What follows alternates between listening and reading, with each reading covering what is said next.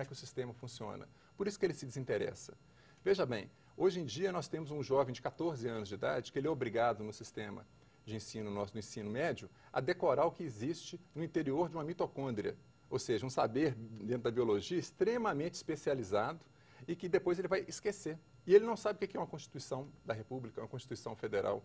Ele tem que saber decorar uma tabela de química de uma forma que eu considero assim extremamente desequilibrada e ele não sabe os direitos e deveres fundamentais dele. Então, a verdadeira democracia é aquela que prepara o cidadão para a vida em sociedade, para a vida em comunidade, entendendo como o sistema funciona. Perfeito. Podemos dizer que a democracia virou um valor universal, professor? Creio que sim. A democracia, no devir histórico, no fluxo dos tempos, vem se demonstrando um sistema que, apesar das suas imperfeições, é um valor supremo, porque considera a igualdade entre as pessoas, considera que a dignidade da pessoa humana é o valor central da humanidade. Perfeito. Entre nós, a democracia já é um regime consolidado? Ainda não. Realmente, a democracia não é um regime consolidado entre nós, porque apesar de termos um sistema eleitoral informatizado, o mais eficiente do mundo, isso não é suficiente. O povo ainda vota na escuridão, o povo ainda vota sem saber por que vota, como vota, ele não se interessa em acompanhar futuramente o mandato daqueles que ele elegeu. Então, o povo ainda vota no escuro, o povo ainda não sabe o que é votar, porque não recebeu a educação constitucional, que é o entendimento das bases do nosso sistema. E que está onde? Num livro pequenininho, de poucas páginas, que é a Constituição Federal. E que na própria Constituição prevê, no seu artigo 64 do ADCT, que todo cidadão deve receber uma Constituição gratuita do Estado. Está previsto. E eu não recebi a minha ainda. Acredito que o senhor não deva ter recebido. Não. O nosso caro telespectador não deve ter recebido também. Por quê? Se está previsto na Constituição que é dever do Estado ofertar uma Constituição para todo cidadão, em tempo integral. Onde está isso? É aí que eu volto a lembrar os nossos nobre Ministério Público, a nossa Ordem dos Advogados do Brasil, para exigirem do Estado brasileiro essa educação constitucional.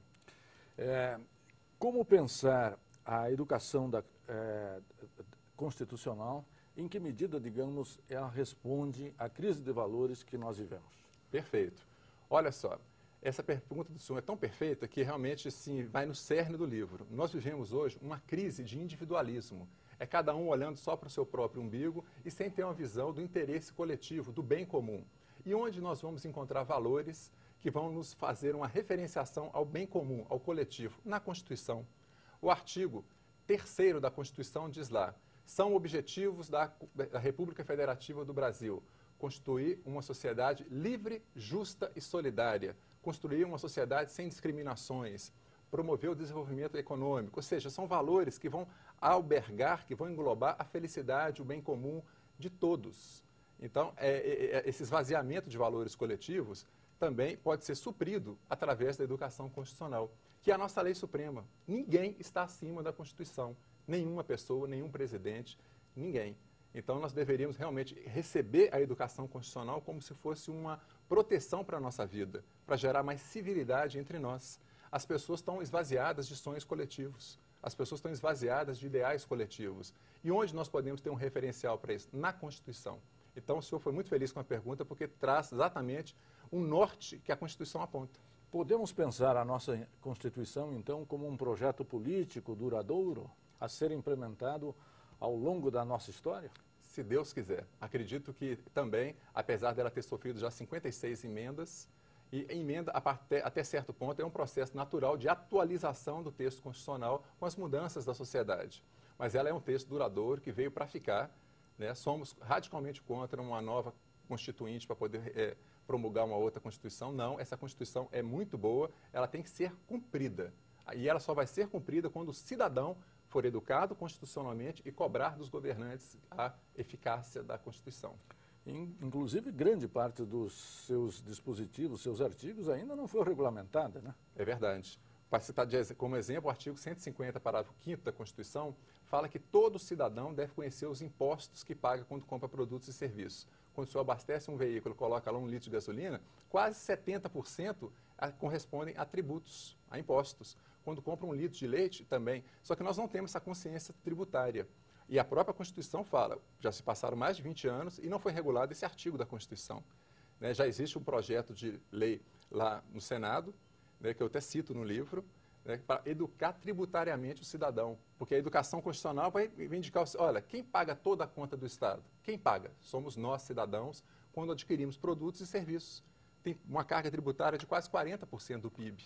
Quer dizer que o bolso também é um bom caminho, um bom meio para se chegar a conhecer a Constituição, professor?